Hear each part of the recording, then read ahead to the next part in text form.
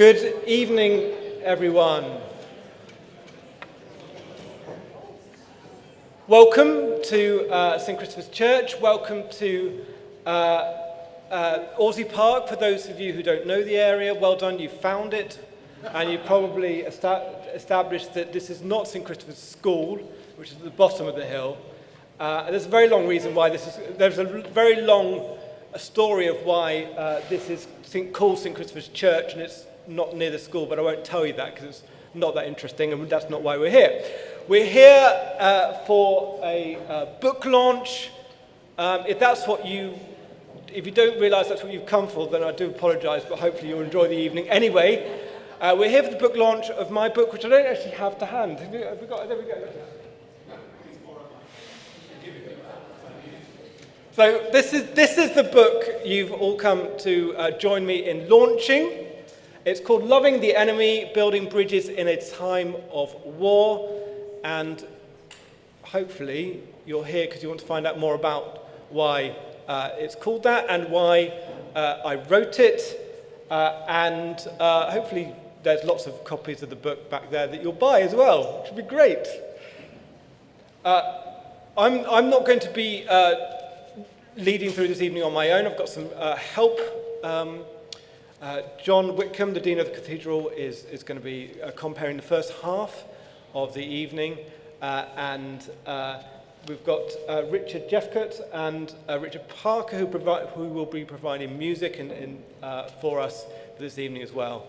The first half is going to be made up of interview, some music, and there'll also be, hopefully, although we've been having a few technical difficulties, hopefully a video from Bishop of Coventry, Bishop Christopher Coxworth, who he wrote the foreword for this book. So it's great.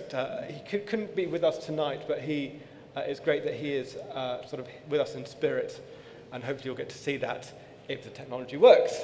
I actually think there's some people who are watching from home because we're live streaming, and I'm really pleased that I think I've got a friend in Romania who has already got a copy of the book, and actually I've sent a copy off to Canada as well, and there's my aunt in France is watching, and she's ordered a copy, so you could say I'm an international author already, which is not bad for day one. Without much further ado, I think I'm going to welcome John to say hi, and then we'll have some music from Richard. Well, it seems strange to welcome you to a church which is not really my home church, but it's really nice to be part of this event. As you'll hear a little bit more later on, shared in a really memorable visit to Dresden with Andy back in 2015, which is when we first really got to know each other.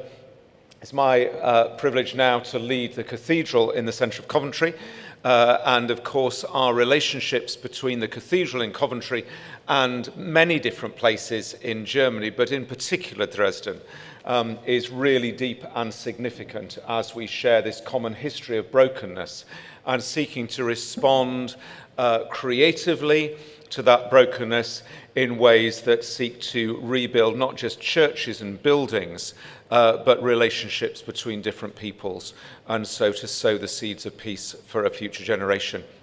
The story that we're meeting around this evening, I have had the privilege of reading over this last week or so. Do buy the book, buy it for your friends, buy them for Christmas. It's really good.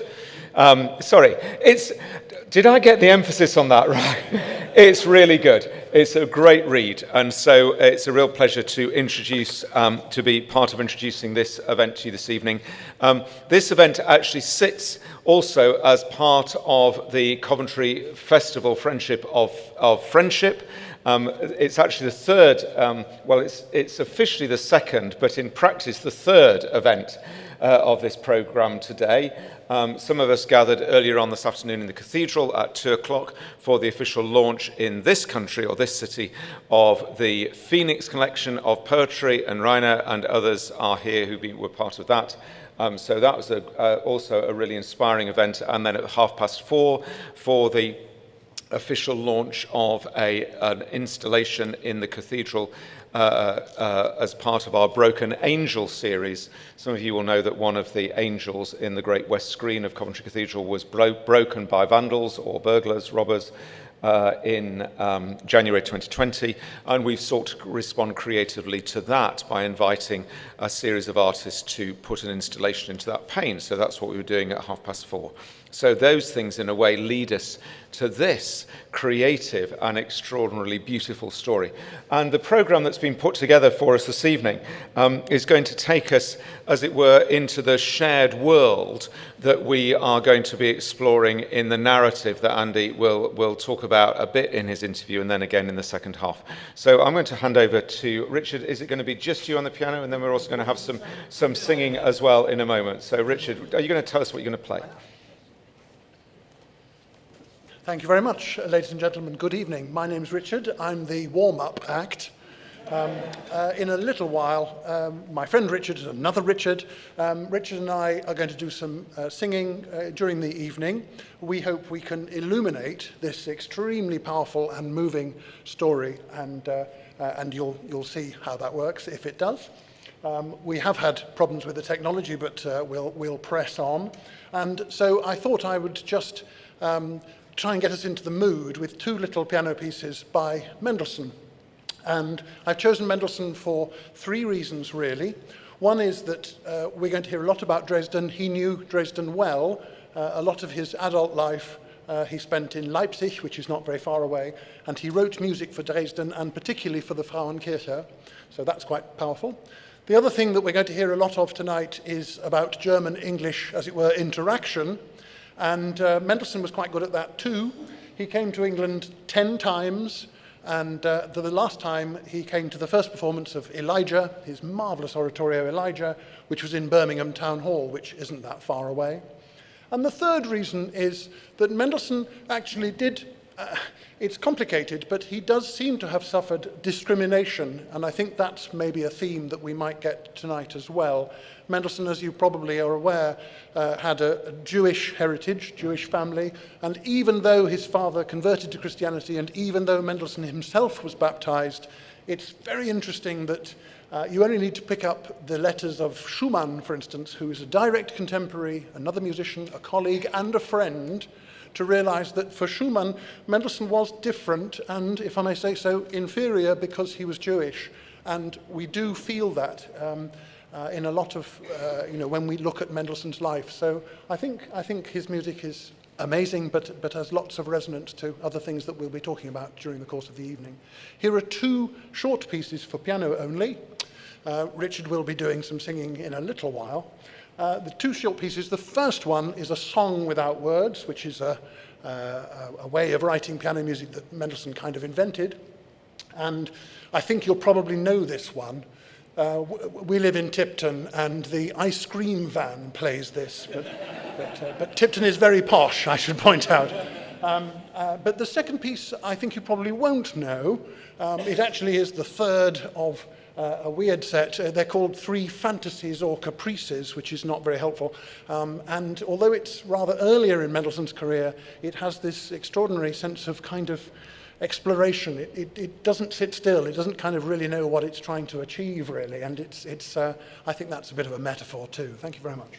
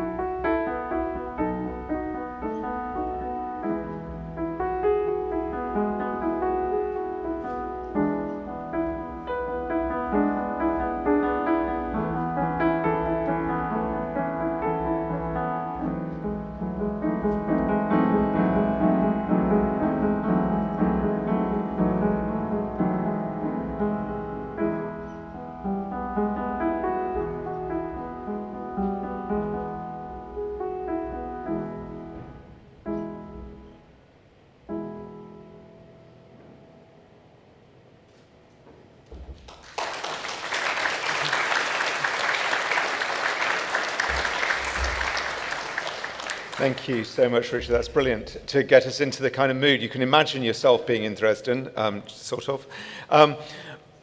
When we went in 2015, we were really glad to be travelling with Bishop Christopher and one or two others. A chap called Justin was kicking around as well, but he was kind of taking second stage, really. But Christopher has obviously been very caught up with this project, and although he can't be here, he has sent us a message. I'm standing in my study in Bishop's House in Coventry in front of some bookshelves that have a number of books that I've been building up over the years that I've been in Coventry about Germany, Germany's history, and especially Germany's relationship with the UK. They focus on histories of Germany, novels about Germany in the pre-war period, during the wartime experience, and then post-war. Here's a very fine study of the bombing of Dresden, 1945, towards the end of the war, February the 13th. And here's one of Dresden, was a very fine book, very thick book, about the post-war experience in the communist period, called the Tower. Here's one actually I haven't got around to reading yet, also tells of the wartime history of Dresden and the most awful bombing of the city that took place, as I said, on February the 13th. Andy March has added to these books about Germany, but he's added a book that is really very special, indeed unique.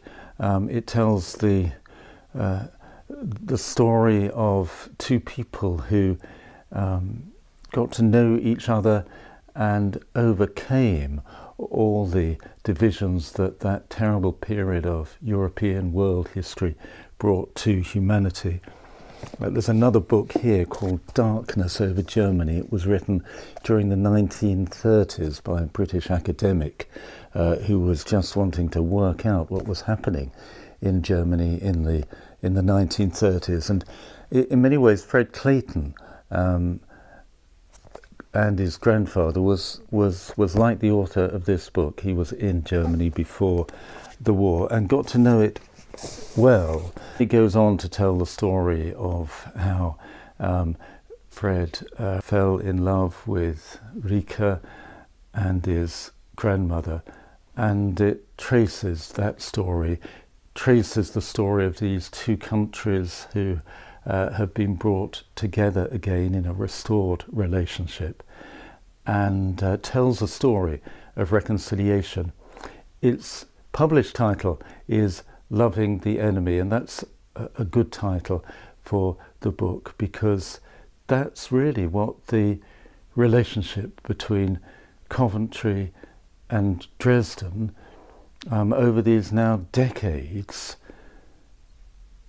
expresses a capacity initially of Christian people to reach out to those who had become the enemy and find a way of becoming friends, and saying together the prayer of Jesus that was taken to the heart of Coventry, Vater, forgive in German, Father, forgive.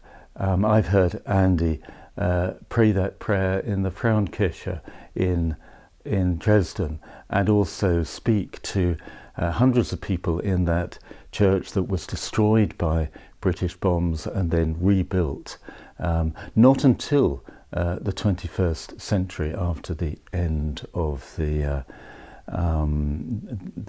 Cold War.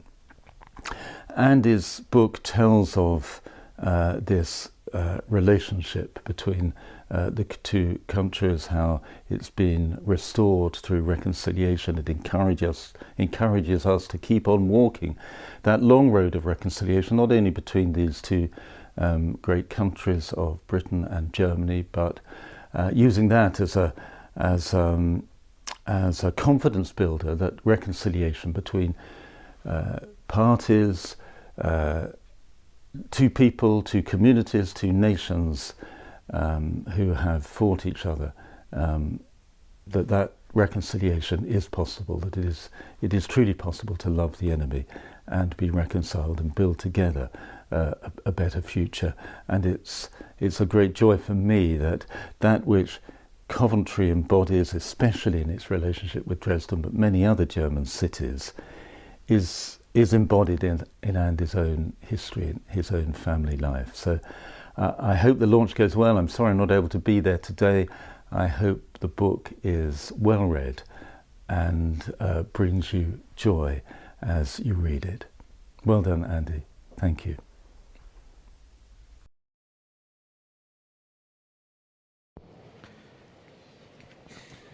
So thank you very much indeed, Bishop Christopher. Congratulations on getting the technology to work. Yes, brilliant. Is this microphone loud enough? Can you all hear me? Cool, thank you. Great. So we're going to have a bit of a conversation. Do you want to just kind of stand a little bit further forward? Because otherwise I'm going to have to keep turning round away from the you microphone. can step further back. Well, I could do. There we go. And that'll still work, will it? Yeah, that'll still So work. we're still good on the microphone? I think so. Okay. Let's try it. So, Andy, an incredible book. So your first degree was in creative writing, is that right? Yeah, so English literature, creative writing. I was actually started university 21 years ago. Okay, so obviously, which is extraordinary because you're obviously still a teenager looking at you. Yeah, exactly. Yeah, exactly. I'm not 40. So was this actually the first piece of kind of writing of any sort of this kind of scale that you've done? Yeah, certainly on this sort of scale. I've written bits and pieces, short stories, poetry, monologues and all that sort of stuff, but never embarked upon something like this before. Okay. So this is my first attempt at doing something that enormous. Well, congratulations. Thank you. I mean, it romps along. Am I right in thinking that actually very few other people here in the room have had a chance to read it yet? Yeah, very few. One or two people have read it, which is great. Yes, at the back. As part of the creative process. But not many people have, so you hopefully you'll... So there's a real narrative, there's an extraordinary story, and actually one would hope there's going to be a film here at some point. Yeah. Definitely. So maybe during the interval we could have some kind of like straw poll on who should play the lead characters. I think that'd be good. Fun, that would be good. People say it should be made a movie. Okay, I think it would because the interest behind the characters is fascinating. Yes. But it was kind of quite. I mean, in a way, it was hard for me to work out exactly at what point you began to really grasp just how interesting these grandparents of yours had been. When did the story really kind of begin to? For me, it began at my grandfather's funeral. So he died when I was 18, just before Christmas 1999, and he was. He for me, he had been quite a distant figure for one reason or another. He was quite old, much older than my grandmother, so he was harder to relate to than my grandmother, who I related to incredibly well, and we had a very close relationship always with me and my nanny, as I called her, and Grandpa was a bit more. I knew bits and pieces about him. I knew obviously that he'd been to Dresden. I knew some things, and then at his funeral, his brother delivered this extraordinary eulogy, which described a man who came to Cambridge as 1 year younger than everyone else because he'd got a scholarship, which he was from working class background, and he found himself at King's College, Cambridge in the 30s, which was a upper class environment with Etonians. So he was a fish out of water. And yet he won more prizes than I think even E.M. Forster, who was a couple of years before him. He aced everything. He was brilliant academically. He managed to kind of find his way through the social world as well. He was a contemporary of Alan Turing, who you will have heard of, and they were friends actually. And Alan Turing described my grandfather, and was quoted in the eulogy, which kind of blew me away, as the most learned man I ever met. So if you're sitting there in the funeral and you're listening to all of this sort of stuff, and Barbara, this is your father, isn't it? Am I right? And so you, I guess, knew all of this, or was it a surprise to you as well? Sorry, it was a surprise to you as well. So all of this sort of extraordinary thing going on in the family, and you're sitting there. I was blown you were away. 18 at the time. Yeah, I was 18 at the time. So you began to pick up this story. which we'll come back to later. But then you didn't really kind of press into it again for quite a few years. Funny enough, although the first night me and my wife Liz met, I did tell her quite a lot about my grandfather, didn't I? Oh, yeah, I saw that in the book. I thought, well, but obviously you must have been very charming in other respects. Yeah, well, I did wonder about that a little bit. Anyway, yes, actually, they look quite like. Do they look quite like? There is some family resemblance. Yeah. Anyway, so yes, but I left it there because I thought, well, this is interesting. I didn't think that I'd be the one to kind of tell this story, although I think quite a lot of us felt when he died, there was unfinished business with him and his story, and he wrote a lot of stuff that was just left in notebooks and stuff. So what was the thing that kind of brought it back to the surface again for you? Coming to Coventry, I discovered that Coventry and Dresden had this relationship, and I remember going to a clergy study day, and the Archbishop, David Porter, who worked for the Archbishop at the time and was part of the reconciliation team, he said, a group of us are going to Dresden to mark the 70th anniversary of the bombing of the city, and this was announced, and I was like, I need to go. I just had this innate sense of, here am I, a Coventry clergy person, with a stake in the story, a personal stake in the story of this city, Dresden, which is my grandmother's hometown. In fact, generations before her were rooted in Dresden. So it was very much this sense of, actually, I need to be there. So I managed to get myself on the trip, and this is where we got to know each other, which was wonderful. It was a wonderful time. So you turn up in Dresden with this kind of extraordinary, I mean, I was part of that as well, of course, also finding it slightly strange to be travelling with the Archbishop of Canterbury, who actually, some people in Coventry know quite well, because he was just like a curate and a vicar here, but now he's like the Archbishop of Canterbury, for goodness sake, and we're sort of pottering around the city with him. It was very weird. It was quite surreal, and I remember you being actually quite overwhelmed by it. Yeah, so a week beforehand, I blogged about my story, and it then kind of was put on the diocesan webpage, and then I got a message from Graham Pringle, who works for the diocesan communications department, saying, the Church Times want to hear from you. So then the story was in the Church Times. And then he said, radio, then Deutsche Welle, this national German television channel, want to speak to you. So I was interviewed in the cathedral by Deutsche Welle. And then once I got to Dresden, it carried on. So they said, Deutsche Welle want to interview live outside the Frauenkirche. I was like, okay, this is strange. And Radio 5 Live want to be in touch. So I found myself, it was a very weird time. So I found myself on the actual anniversary itself, after I shared my story in German, which was a bit of a stretch, to the gathering at the Frauenkirche. Bishop Christopher was in, the 5th row. The Archbishop of Canterbury was in the 4th row. It was just, and 400 other people also were there. And I got back to the hotel room, and I was on the phone to the Stephen Nolan show. Just about an hour beforehand, the Archbishop had been shown a headline that was going to be in the Daily Mail the next day.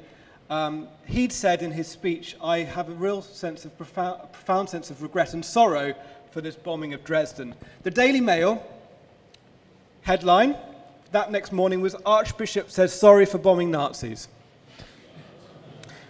I'll leave you to judge that yourself, but that's what the Daily Mail said. So I, with 4 minutes notice, the question I was by Stephen Nolan, who isn't kind of backwards and coming forwards, if you ever listen to him, was, should we say sorry for the bombing of Dresden?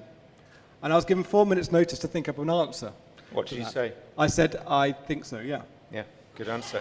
Good answer. So let's just come back to the kind of impact on you of being in this place, which obviously is your roots in at least some of them. Yeah. So what was it like for you to walk into Dresden and to walk on those streets? It was beautiful in some ways, because I had been once before with my grandmother. Okay. 25 years beforehand, and it was lovely, but it didn't really mean much to me when I was 19. So in some ways, you kind of wished you could tell your younger self to take more notice of this. But it was lovely to kind of walk the streets of Dresden. It was very moving to go to Langerbrook, which is her home village, and go to the church and see the graveyard and see their old house as a family.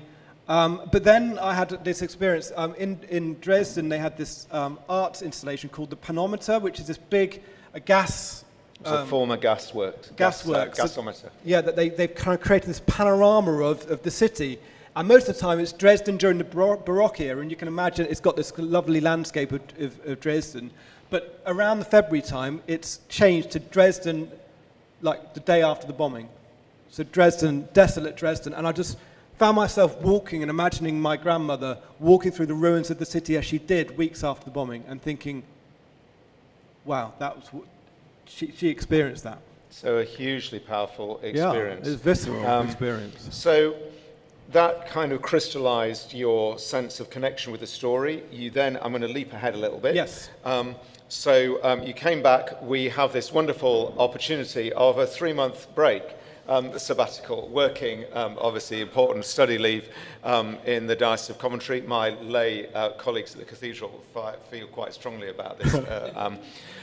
So you had the opportunity to actually begin to properly research this story and set it down.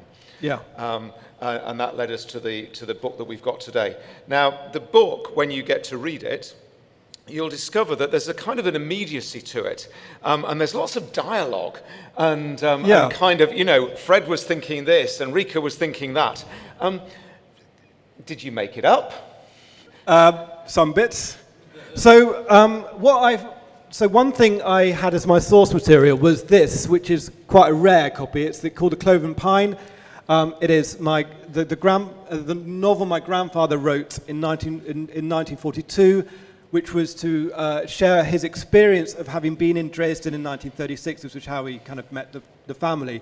And he wrote a semi-autobiographical novel, which was published, and then the publisher was bombed to shreds, and there aren't many copies left because of that. But so because it was semi-autobiographical, and because I kind of felt like I know him enough, actually I could work out which bits of the dialogue in here felt authentic. And so I was thinking, okay, the bits in Dresden, actually, I think I took portions of and adapted some of it, but I took dialogue and stuff, exchanges from this, because I thought, actually, I think these exchanges really happened. I think these arguments that he would have had happened, and so I used some dramatic license for that. And then also, I've got notebooks of his where he expresses and describes some of his thoughts and feelings, and fills them in. So I know what he's thinking at the time. And also then I've got this, this is my grandmother's journal that she wrote, some of her experiences during 1945, all in German. So I am so grateful for Richard, this man here, who translated not only this, but all the letters between my grandparents, which were all in German. Okay, how many letters? I mean, there are lots of letters in the book, and I'm assuming that the letters aren't all in the book. So how many letters were there? I mean, incredible that they kept them all. 1940. Right. Okay. Yeah. So I, in my naivety, thought I might be able to try and translate them myself.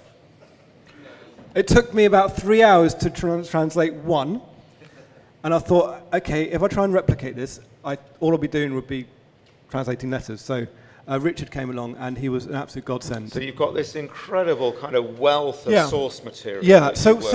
But what I realised was it would be some bits of it were full of dialogue and stuff, and because I knew, and other bits wouldn't. I thought, well, there's got to be an evenness towards it. So there's certain things, and I'm going to read out an excerpt later where in my grandfather's obituary, in the tribute. There was one line which I found fascinating, which was, on one occasion, my grandfather, Fred, gave Guy Burgess, who some of you might have heard of, short shrift.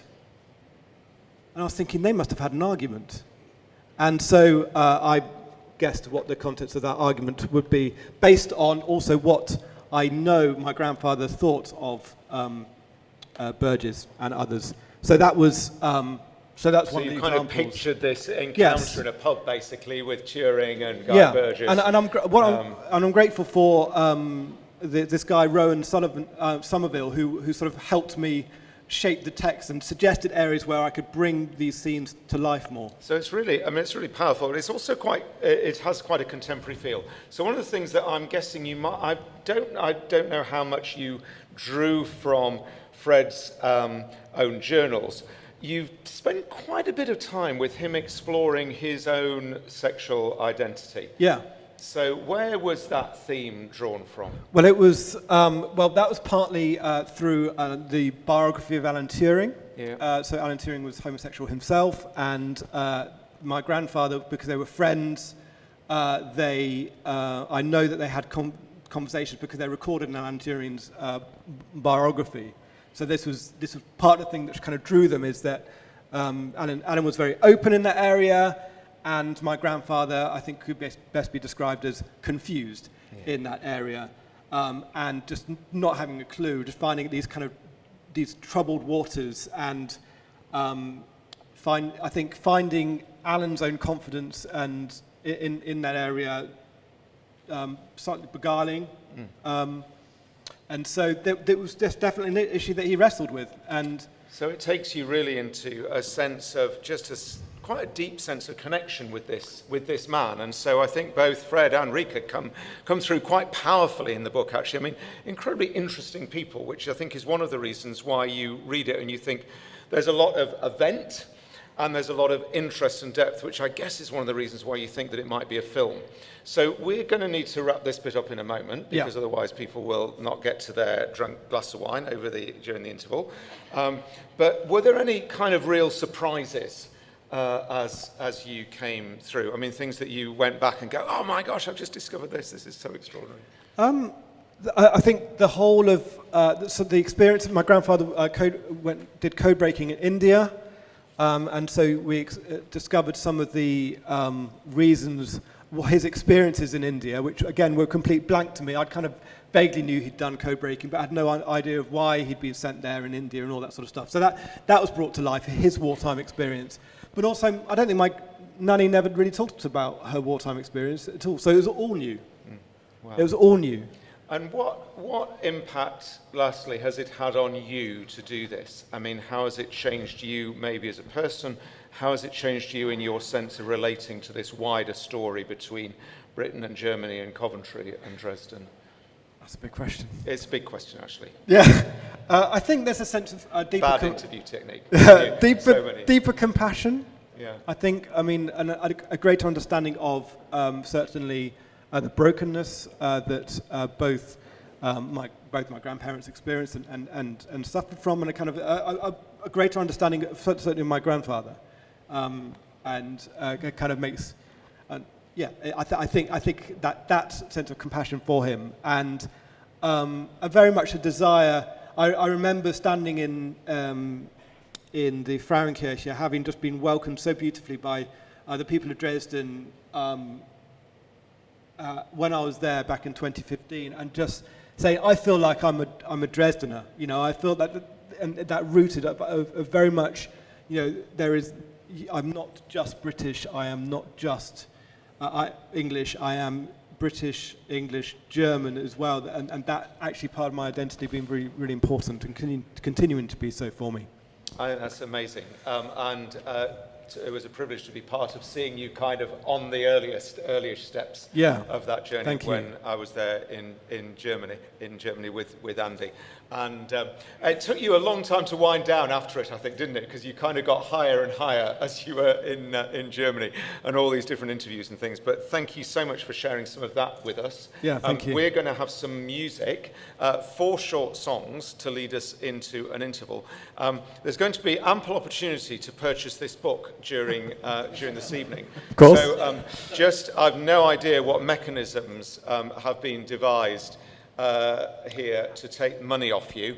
So there's cash and card you can do. Variable. So cash and card. So as you're listening to the songs, just be thinking about how many books you are going to be able to buy. For your friends, neighbours, cousins. But believe me, actually, as a Dean of a Cathedral, you get asked to read quite a lot of stuff. This is really good.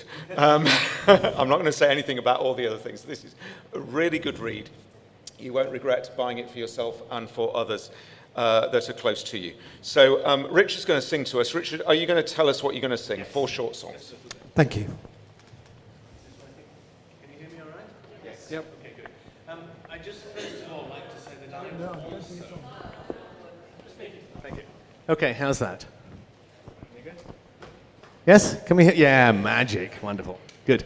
I just wanted to say, before I start, that I also was on that visit to Dresden in 2015 for the 70th anniversary. It was an amazing experience. We met some wonderful people. There was a group of about 12 of us from the Friends of the Cathedral. We were treated like royalty. It was like a real special event. And it was indeed a special event. It was the only time that I have shared a space with the federal president. It was extraordinary. And I'd just like to mention, at risk of embarrassing him, a good friend of mine from Dresden over there called Rainer Bartschaitis, whom I met at that time. He was also involved in the production of Anthony Owen's poetry book, which we heard about this afternoon. Okay, what we're going to do to wrap up this half is I'm going to sing you 4 shortish songs by Schubert, one of the greatest German composers. He was obviously very well known in Dresden. These are all songs to do with autumn. And being Schubert, they mix a kind of pleasure with a slight kind of regret. So he's quite pleased at first at the beginning of autumn because the leaves are changing and the fruit is harvesting and he's looking forward to the wine and so on. Later on, it becomes a little bit more melancholy because that's what he is. Such an enormously great composer. So I hope you enjoy it.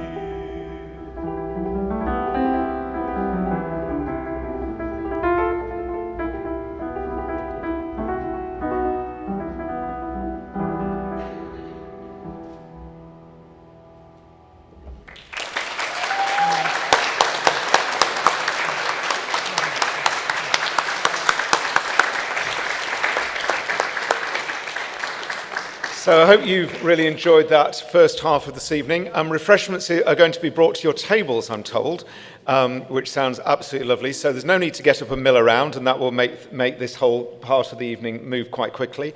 Andy, where are the book signings going to be? Okay, so if you want to buy books to get them signed, then that's just towards the where you came in. But the refreshments are going to come round to you, so enjoy. We're going to try and start as on time as possible, which is 8:25 for the beginning of the second half.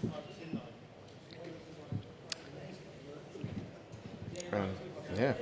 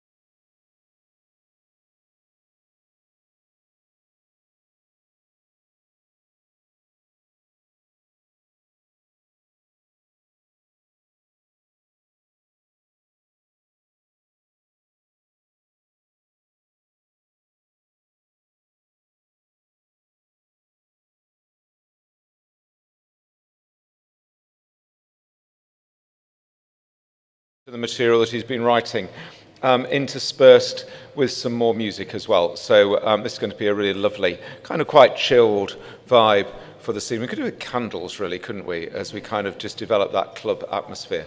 So, Andy, have you had a chance for any refreshment yourself at all? You've got a glass of wine. Excellent, good. Well, let's hope that the wine doesn't go to your head too much.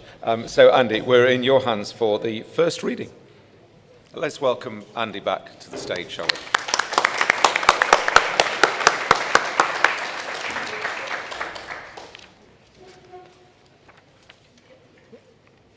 So we're going to, I'm going to be joined in to have a different voice. Richard will be reading out some of the sort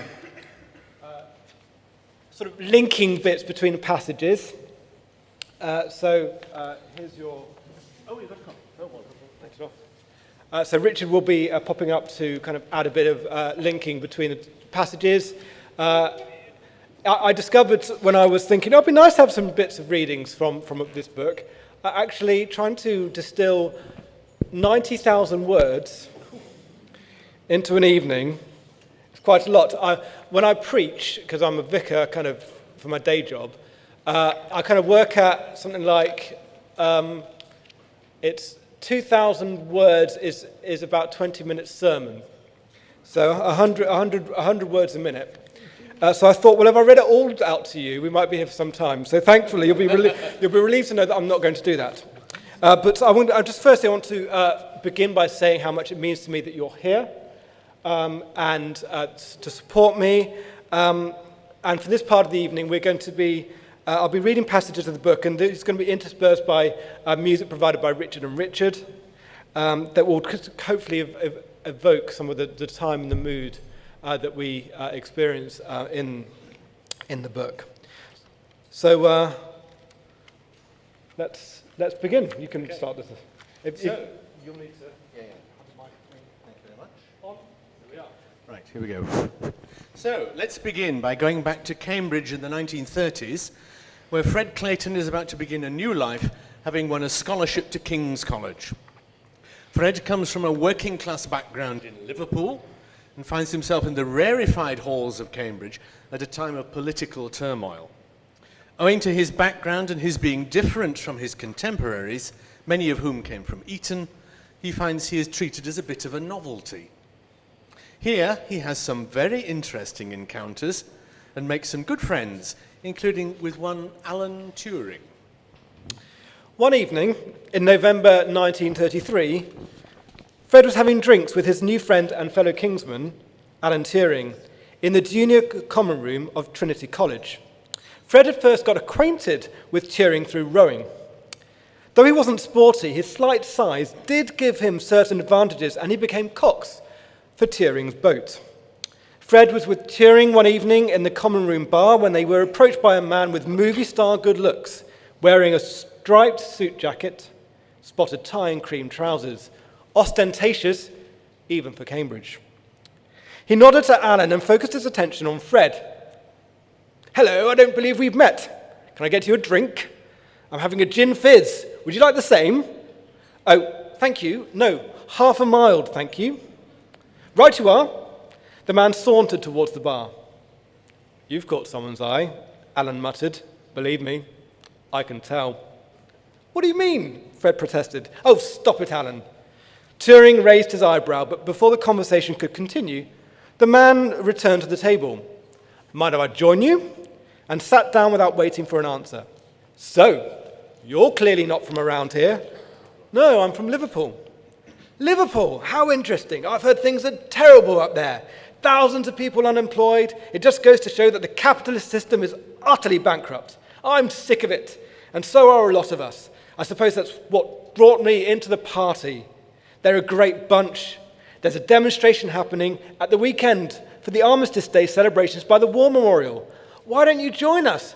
I've heard you'll be there, Turing, won't you?" Turing nodded. I'm not sure what my plans are yet," Fred replied. "Oh, right," the man responded, seemingly affronted. "Anyway, I must be going." He proffered his hand. Nice to meet you. Fred Clayton. I'm Burgess. Guy Burgess. I'm sure we'll meet again. Fred felt perplexed by this encounter. At first he was flattered by the interest shown in him, but he wasn't sure what it was about him that had piqued Burgess' interest. Over time, though, he came to realize that because of his modest origins, it was assumed that he would be naturally sympathetic to the burgeoning communist movement. But it wasn't quite that simple for Fred. Things never were. He found it galling that upper-class public schoolboys, old Etonians like Burgess, were trading on their style and charm and sounding off about the working class, whilst knowing very little. They pressed Fred very hard in their attempts to convert him, but he distrusted their dogmatism, the extension of Marxism to all the spheres of life, and sometimes their remarks seemed plain daft. He couldn't get over his suspicion that he was a target, so that he could become the token working class member of the Communist Party.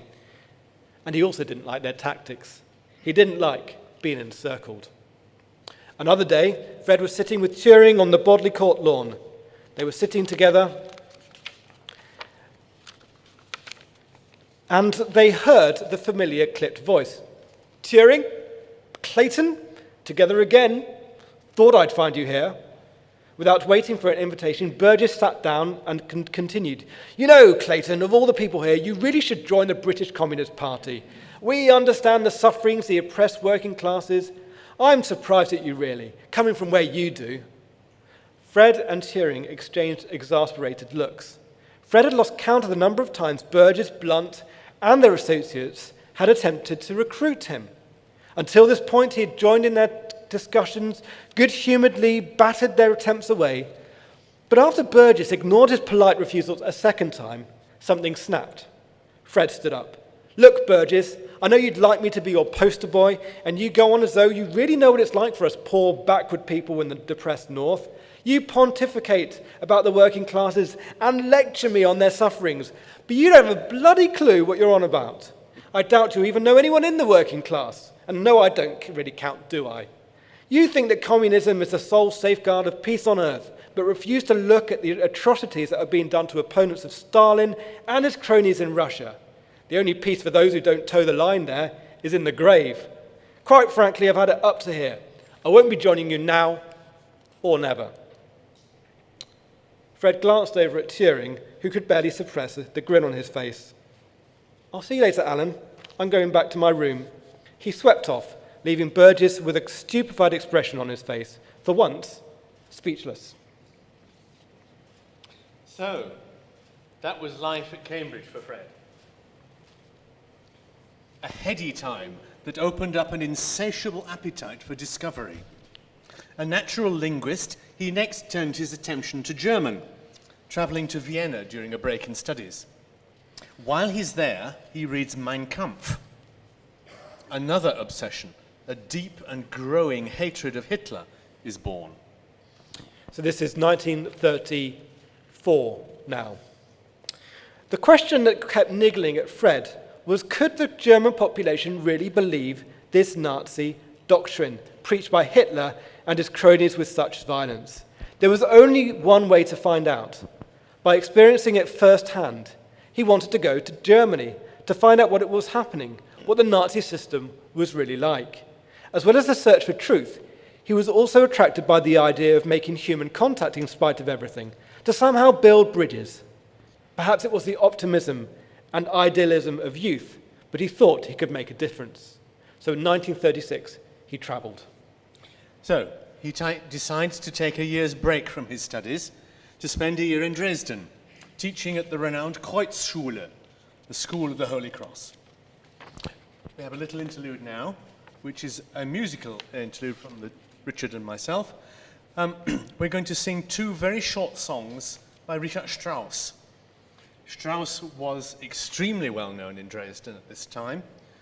In fact, most of his operas were premiered there, and certainly in the 30s, he had 3 premieres, one after another. So he was very well known. He was also known for his songwriting, an amazing song composer, particularly love songs for his wife Pauline. And what we'd like to do is sing you 2 very short love songs which give you an idea of what Strauss is like.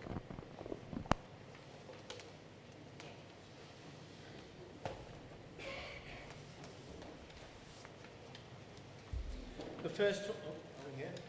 The first one is called Du meines Herzens Krönelein. You are the crown of my heart. You are pure gold. You bring pleasure to everybody you meet. Well, the second song is called Heimkehr, coming home. The boat speeds towards the bank. The dove returns to her nest. And my heart returns home to you.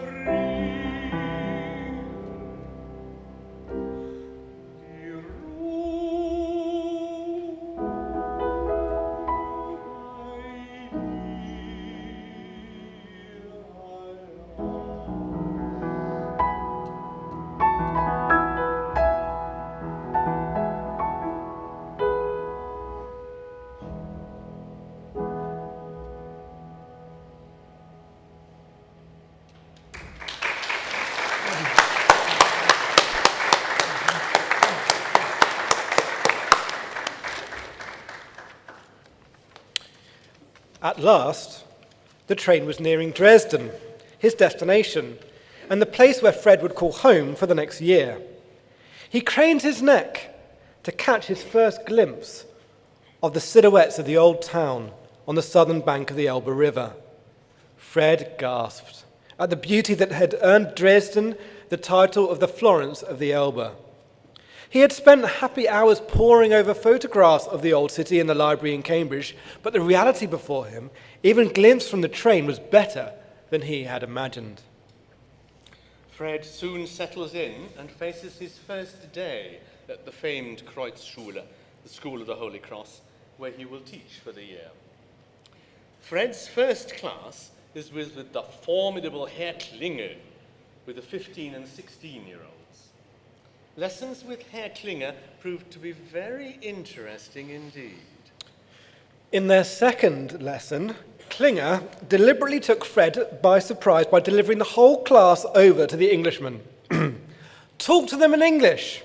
Talk to them about English public schools. They will understand. Fred was rather taken aback by this. Klinger clearly believed in the success of his own teaching. Fred was more than a little embarrassed. He could feel he was blushing, but there was nothing he could do. Soon he was stumbling, mumbling, hesitating, speaking almost apologetically as he tried to say something coherent and useful to the class, while wondering how much they really understood. He could see by the blank faces that the majority understood very little. But he had noticed a particular boy whose blue eyes were accentuated by the sky blue pullover he was wearing. He wore black corduroy shorts and no tie. There was nothing very uniform about any of the lads' attire in the school. He was regarding Fred with an amused smile. They exchanged glances, conveying their shared appreciation of the absurdity of the situation. "We both know," the glance said, "that you probably don't understand what I'm saying. But it's okay. I wouldn't worry about it. It's the most awful rubbish anyway. It's absurd, isn't it?" The joke was on Klinger, who clearly wasn't as good at teaching English as he thought he was. Fred ends up making a connection with that boy in the blue pullover, and they talk after the class. It turns out that this boy, Götz, struggles with school. Fred offers to help him out and is invited to visit his family and become a tutor for him and his younger brother, Wolf. He forms a friendship, particularly with the younger brother, Wolf, and their father, Werner. But with Götz, the relationship is more complicated. In Götz, Fred saw a young man who was struggling with the burden of parental expectation under which he labored, struggling with the tumult of the world around him, the politics at home and at school, and in the streets. Fred couldn't help but admire the way he was trying to brave the gathering storm. Götz and his contemporaries had no real power over their future. All power, it seemed, was in the hands of the state. Could Götz really afford to rebel, even if he intended to? Towards the end of their first term, Fred's first term, he bumped into Götz. Going home, Fred asked, "Do you mind if I walk with you?" "Not at all." As they were talking on the street corner, a group of boys from the school passed them. 2 were from Götz's class. "Heil Hitler!" they cried, with a mixture of friendliness and mockery. More friendliness, perhaps, in each, more mockery in the mass. Fred flushed, frowned, smiled, gave a perfunctory greeting in reply. "You don't like doing that," said Götz sharply. "What?" "The German greeting." "Well, in Rome, one does as Rome does. But it goes against the grain. It becomes a habit." "But you don't like it," Götz persisted. Fred frowned. "Why do you want me to admit that?" "Oh, I don't know," began Götz, but then it all came pouring out. "You can't be expected to understand it all. You think of the poor Jews and the poor communists and the terrible camps. Don't look at me like that. I hear what my parents say. I know about Dachau. It's near where my grandparents live. That's where the political prisoners get sent. I'm not as ignorant as I look, you know. Why did you come here if you're so anti-German?" I'm not, Fred protested. I may be anti-Hitler. It's the same thing and you know it. What do you want? Why don't you leave me alone? Why can't you go and find some other victim of your propaganda campaign? What's the matter? Fred asked, taken aback. Has something happened? No, Gert shook his head. It's no good. Look, I've got to go now. He turned and almost ran away. Fred felt numb. So much for building bridges. 6 months later, at the end of his time in Dresden, Fred takes time to reflect. Above all, Fred had found that he'd got emotionally involved with the people he'd met in Dresden. It was made worse, almost like a fever at times, by the feeling that the pupils in the Kreuzschule were trapped by a regime which they had been too young to choose. He feared that war between their two nations was inevitable. This generation of innocent young men would be amongst the many victims of such a conflict. He'd come to Dresden with vague ideas of bridge building. Perhaps some bridges had been built. Whether they would stand the test of time was another question. So, Fred returns home to England, increasingly troubled and feeling utterly helpless as the nation sleepwalks towards war with Germany. When war breaks out, Fred makes the decision to write a book. This book would remind people that Germans were humans, to be loved and pitied and not guilty because they were German. He resolved that this book must be done before he and his countrymen began to hate too much. Whilst it was still possible to think of in terms of individuals, it would be, in the midst of war and hate, a declaration of pity and love for the trapped youth of Dresden. Perhaps there was room for this novel. Perhaps someone would dare to publish it. How would it be received? Was the country at war with the people he depicted as lovable creatures, ready to read such a potentially controversial book that would offend their patriotic values? Fred's book, The Cloven Pine, is published, but not before he is sent to India as a codebreaker. He will be there for over 3 years. Now follows our second interlude, which will be 2 traditional English songs which we know Fred liked and loved. The first one is Drink to Me Only, With Thine Eyes. You know this one probably.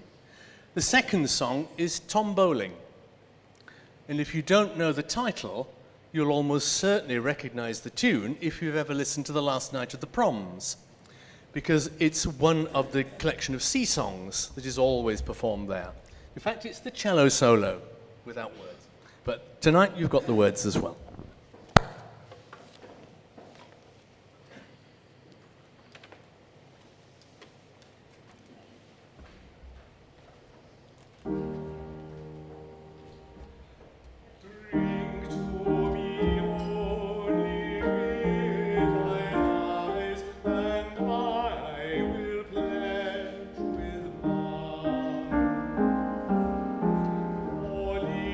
Kiss, but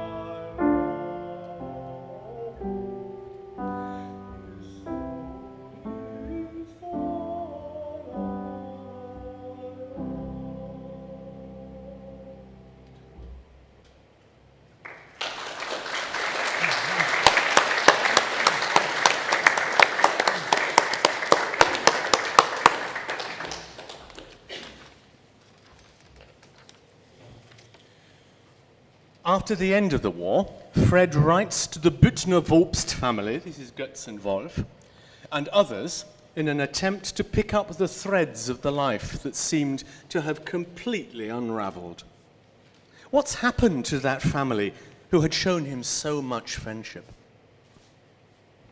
Friederike Luisa Büttner-Wobst was the youngest of 5 children, a surprise addition to the family. The family rumour was that Dora, their mother, had had her head turned by a younger doctor, a younger colleague of Werner, their doctor father. A fresh passion had ensued between the doctor and his wife, made hotter by jealousy, and Rike was the result. Rike was almost determinedly happy. She loved to laugh.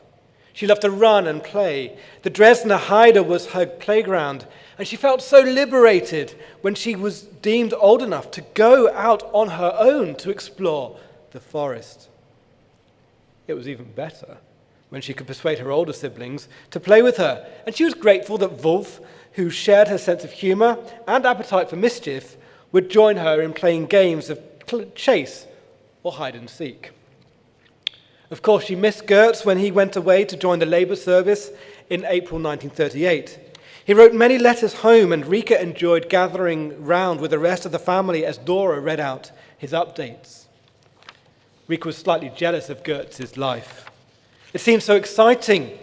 He was able to see the world, and he was posted to Prague after Czechoslovakia was incorporated into the Greater German Reich in March 1939.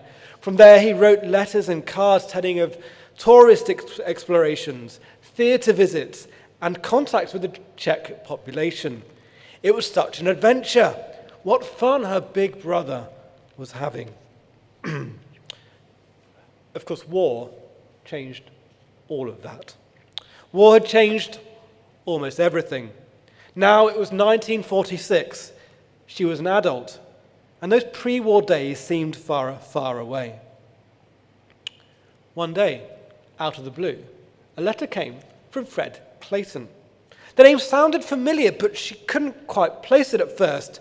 Then she remembered he was the English teacher who had stayed in Dresden for a year in 1936, a decade beforehand.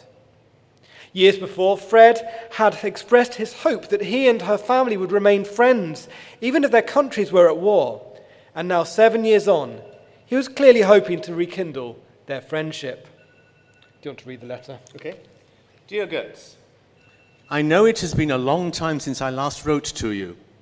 Over the past 7 years since war broke out, I have thought of you and your family often.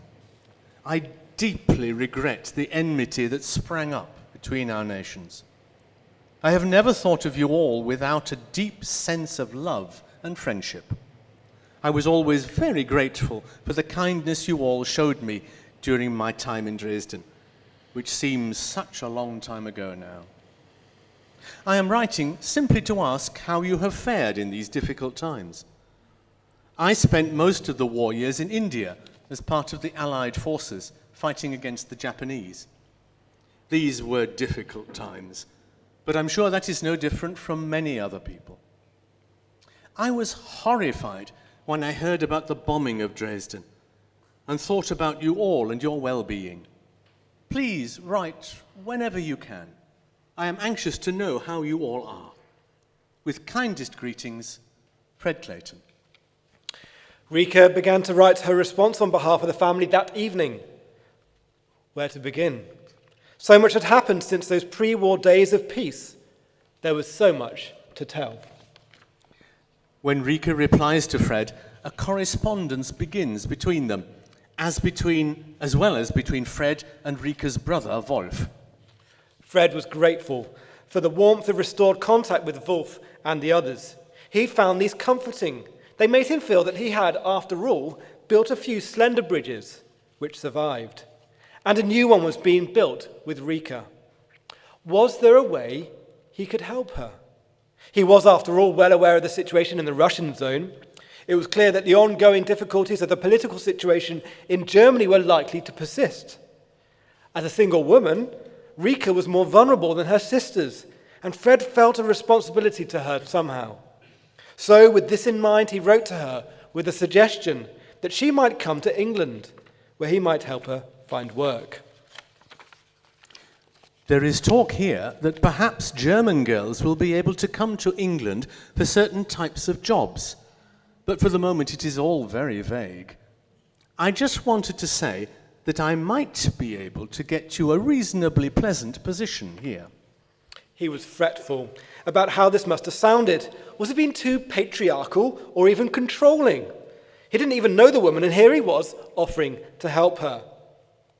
Fred needn't have been concerned. Rike was grateful for his interest in her and for the way he sought to help. She replied warmly from the state farm where she had worked during the war, visiting old friends.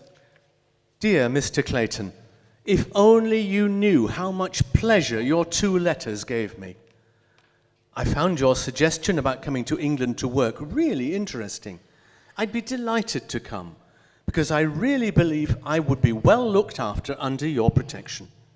Of course, a secure job would be the first step towards such a move. As their friendship evolved, plans for Rike to come to England under Fred's protection became more concrete. At first, in the early stages of their correspondence, Fred saw himself as the strong protector of a lonely child, motivated by his regard for the Butner-Vobs family. But he began to realize that she was so much more. Each letter simply added to the impression that was forming in his mind of a powerful, resilient, fearless, down-to-earth, and funny young woman. She confounded his expectations. She was like no one he had ever come across before.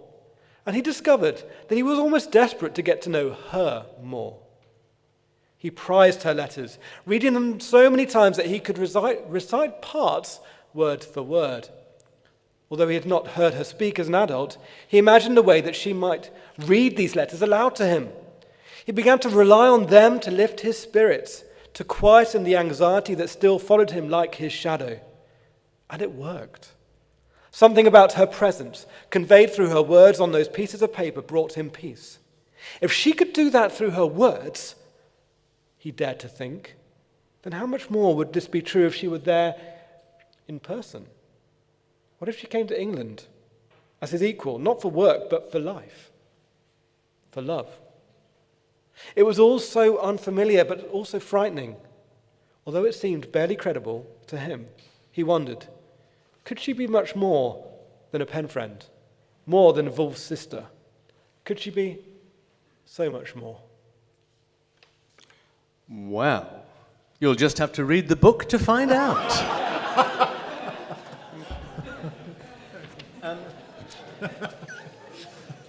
There you go. I'd just like to wrap up this evening. We have another little musical interlude for you, if you can bear it. What we wanted to sing was a song that we know Fred and Rike both liked. They loved Gilbert and Sullivan. In particular, the Mikado. So I'm going to sing you a song from the Mikado. And to finish, to kind of turn the circle right back, we'll sing another song by Schubert, a very famous song, one of his latest songs, called Serenade, Ständchen. Beautiful song. I hope you enjoy.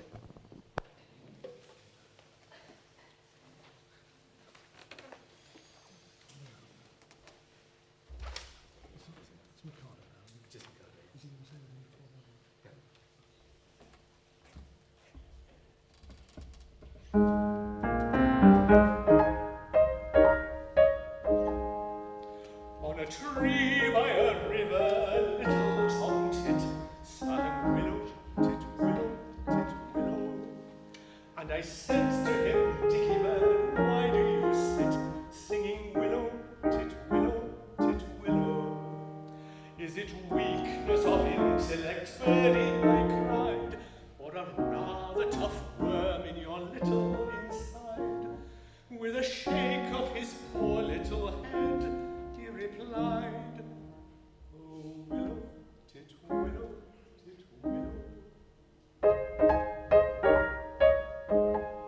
He slapped at his chest as he sat on that bough, singing willow, tit, willow. And a cold perspiration bespangled his brow. Oh, willow, tit, willow. He sobbed and he sighed, and a he plunged himself into the billowy wave, and an echo arose from the suicide's grave. Oh, willow, tit willow, tit willow.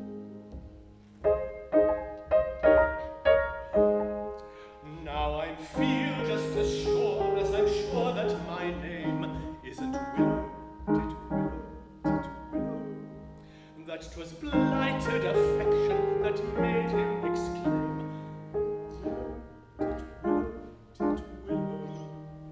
And if you remain obdurate, I shall perish as he did, and you will know why. Though I probably shall not exclaim as I die, oh, willow, tit willow, tit willow.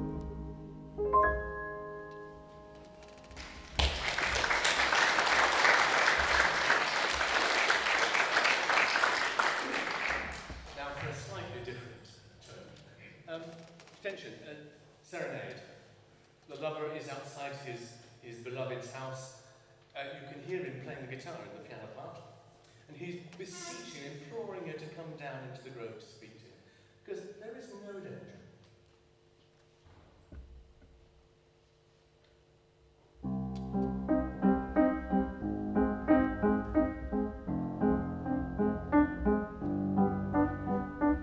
Leise fliehen meine Lieder durch die Nacht zu dir.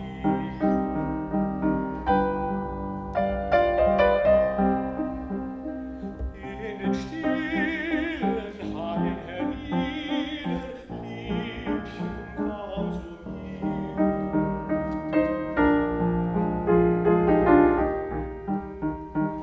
Flüsternd schlanke Wipfel rauschen in des Mondes Licht,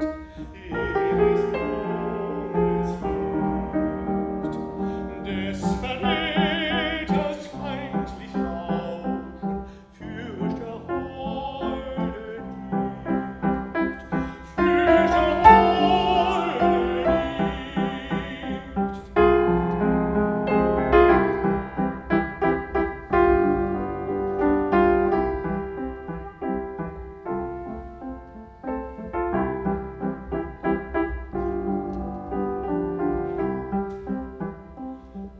Hörst die Nachtigallen schlagen, ach, sie flehen dich.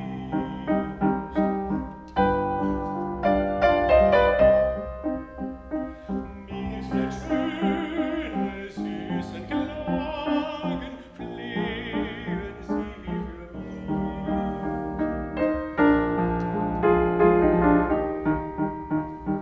Sie verstehen des Busen Sehnen, kennen Liebesschmerz, kennen Liebesschmerz. Rühren mit den Silbertönen jedes weiche Herz, jedes weiche Herz. Lass auf dir die Brust bewegen, Liebchen, höre mich, bebend hau ich dir entgegen. Komme, glücke mich,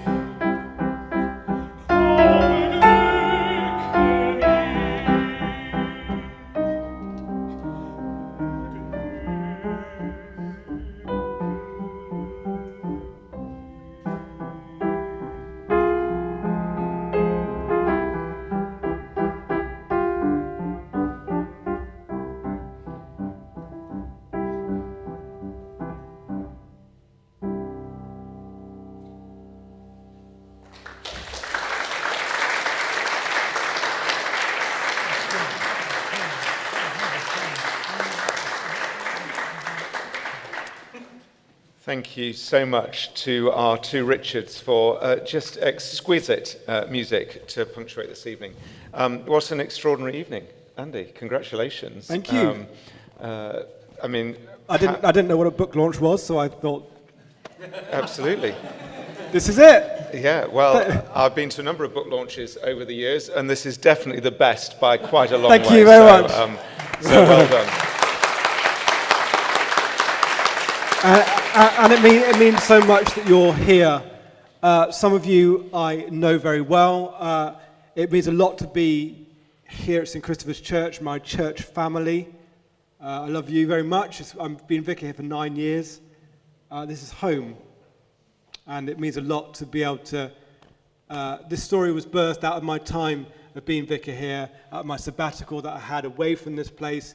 So actually the congregation has sacrificed a lot, even if they haven't necessarily chosen to, so this book can be born. And I love the fact that I've been able to have it here, and that so many of you from my church family are here today and this evening, and that means a lot. So thank you to you. Thank you particularly to Irene. Where is Irene? Hello, Irene. I'm thinking Irene might have something to do with the food.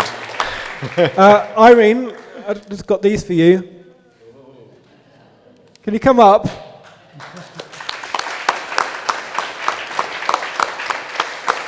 She has laid on all this stuff for you this evening with some helpers as well. And Irene, it means so much that you've done this. Thank you so much. Thank you. I really appreciate it. Should we be doing that?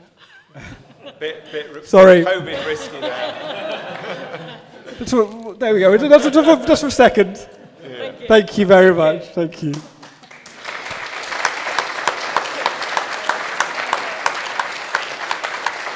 And it's been great. Thank you, John, for helping me host. It's lovely. And one thing John didn't tell you was when we were in Dresden the first time, I found myself in a bit of a predicament because we arrived and we were going literally from the airport straight to a number of events. And so there was a very short window to kind of get in from the airport, get freshened up, and then go on to the next event. In my wisdom and in the hope, in the desire to save money for myself, I'd chosen accommodation which was about 2 miles away from the city centre. So, John, basically I lodged in your room for the evening, and so I was very grateful for that. He had a very nice room, and so I was very grateful to be able to share that space just for the early evening before I traipsed to my own place, which I then I moved hotel the next evening. So thank you, John, for that particular hospitality that you... My pleasure. It's been absolutely lovely to share with you this evening, Andy, and what a privilege, really. I'm sure we're probably about to wrap up, but just to say, it is, of course, as I said, the best book launch I've ever been to. A book launch is marked in its success by the number of sales that have been Done made. quite well so far. So, yes, excellent. Have we got any books left at all? There are some books left there, and yeah, so, okay, please do buy, if you haven't already bought one, please buy a copy, but also really importantly, I've given you, there's a free bookmark in each of the books. If you can go on to the links that are there and review the book. So it's on Goodreads and Amazon particularly, because they're the kind of main sales places. If you can review the book, obviously give it 5 stars. Obviously, don't review the book if you think it's rubbish. If you think it's good, review the book, give it 5 stars, and then it'll make other people want to read it. And that's the crucial thing. And we'll see what happens with it. You know, this is in some sense, yes, it is my story, but it's not. I'm the steward of it. And so, for the sake of my grandparents, who were extraordinary people, you know, buy the book and spread the word about them and their courage. That would mean a lot to me. It was lovely having Richard here and Richard, both Richards, and just as a very small token of appreciation, I've just got a thank you to you both. Very good. Thank you. And then This has been a family project. Liz, you've read it. My wife Liz has read through it, and my aunt, who's hopefully still watching the live stream, hi. She's read it through, and my dad has read it. How many times are you on about the fourth time now? Reading through about the fourth time. He says it's good. So that's good. I think they deserve several. But I think particularly, I wanted to say thank you to my mum. Oh. Come up, mum. This has been a labour of love for her, and it has been a labour of love for us both. And it's been lovely to share in with this together over the 7 years since I went to Dresden. Shared the story. I was full of it, and you came up for the half term. I told you all about it, and then raided your attic. And since then, it's been very much our project that we've done together over this time, and it's been a real joy. So thank you. And I just want to say that it's, for me, it's been a huge privilege. I couldn't have done it. I had the boxes in the attic, but I wouldn't have been able to do it. And it's a real labour of love, and it's a great legacy for our family. And to piece together what was quite a complex story from numerous sources was a real labour of love from Andrew, and we are, as a couple and as a family, hugely grateful for that legacy, and that these books, whether they sell more widely or not, will be something that our family will treasure forever. And so we are hugely grateful. Thank you.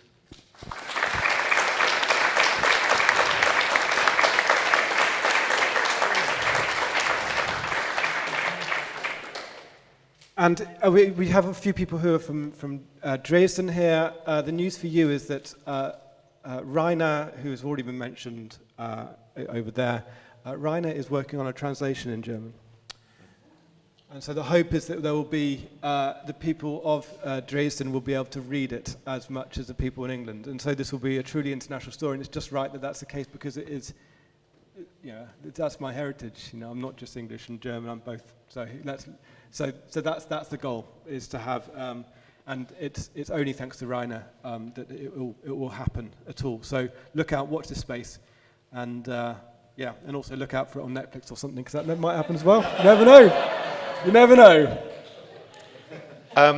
There are a variety of people here tonight, obviously from many different walks of life. Some people of faith, some people not of faith. But as this building is a church that we've been gathering this evening, and I'd love us just to finish by dedicating this story and all that it means to God, and to pray for God's work of peace and reconciliation to go forward. So I'll just invite you just to bow your heads for a moment, if you would, as we finish.